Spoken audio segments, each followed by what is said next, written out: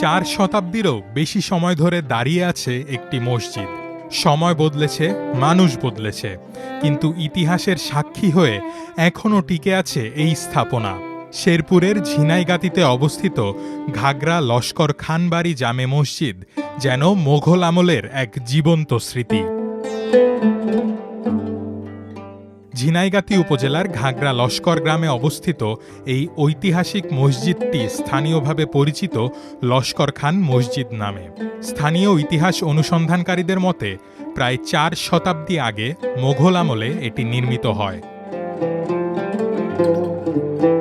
মসজিদের গায়ে থাকা বিভিন্ন অলঙ্করণ ও নির্মাণশৈলী দেখে গবেষকরা ধারণা করেন মোঘল যুগের কোনো স্থানীয় শাসক বা প্রভাবশালী ব্যক্তির উদ্যোগেই মসজিদটি তৈরি হয়েছিল।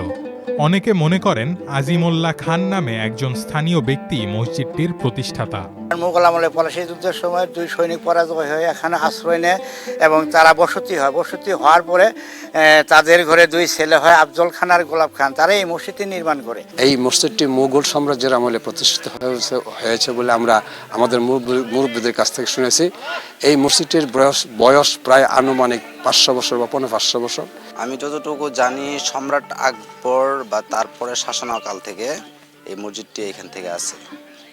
ঠিক আছে, এটা অনেক জায়গায় ফাটল দেখা গেছে, মসজিদের বিভিন্ন জায়গায় ফাটল আছে। তাছাড়া এখানে আমাদের পুরাকীর্তি ছিল এই কষ্টি পাথরের একটা সাইনবোর্ড ছিল, সেটাও এখান থেকে চুরি হয়ে গেছে। ঠিক আছে, এজন্য অরিজিনালি কত সালে এটা নির্মিত হয়েছে সেটা আমাদের এখন বোঝার কোনো উপায় নেই। 1 গম্বুজ বিশিষ্ট এই মসজিদের স্থাপত্যই এর সবচেয়ে বড় আকর্ষণ। মধ্যখানে রয়েছে প্রায় 30 ফুট বিস্তৃত একটি বড় গম্বুজ। এটি ঘিরে ছোট বড় মোট 10টি মিনার মসজিদটিকে দিয়েছে আলাদা সৌন্দর্য। মসজিদের পূর্ব দিকে রয়েছে একটি প্রধান প্রবেশদ্বার, উত্তর ও দক্ষিণ পাশে রয়েছে 2টি জানালা।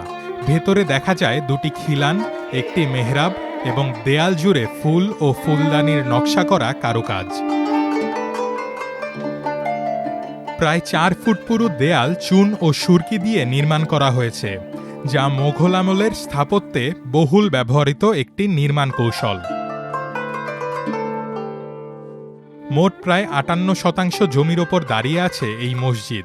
এর মধ্যে মূল ভবন ও বারান্দা রয়েছে প্রায় 17% জায়গায়, আর বাকি অংশ জুড়ে রয়েছে পুরনো কবরস্থান। দৃষ্টিনন্দন স্থাপত্যের কারণেই প্রতিদিনই এখানে ছুটে আসেন দর্শনার্থীরা। অনেকে ইতিহাস দেখতে আসেন, আবার অনেকে নামাজ আদায় করেন এই শতাব্দী প্রাচীন মসজিদে। পর্যটন, গজনি অবকাশ এবং মধুটিলার পাশাপাশি এই ঘাগরা লস্কর মসজিদটিও পর্যটনের অন্যতম একটি মাইল ফলক। কিন্তু অত্যন্ত দুঃখের বিষয় যে মসজিদটির সংরক্ষণের জন্য এবং সৌন্দর্য বৃদ্ধির জন্য পর্যাপ্ত কোনো উদ্যোগ লক্ষ্য করা যাচ্ছে না।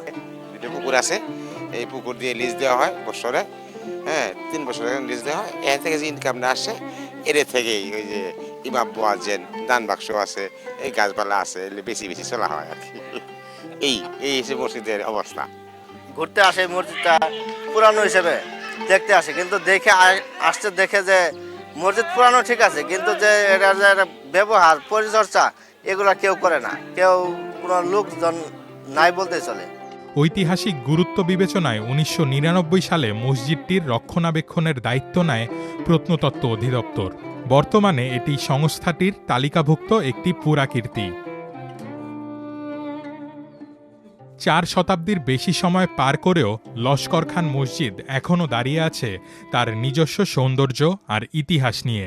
তবে স্থানীয়দের আশা, এই ঐতিহাসিক স্থাপনাটির সংরক্ষণে আরও কার্যকর উদ্যোগ নেওয়া হবে, যাতে ভবিষ্যৎ প্রজন্মও জানতে পারে এই ঐতিহ্যের ইতিহাস।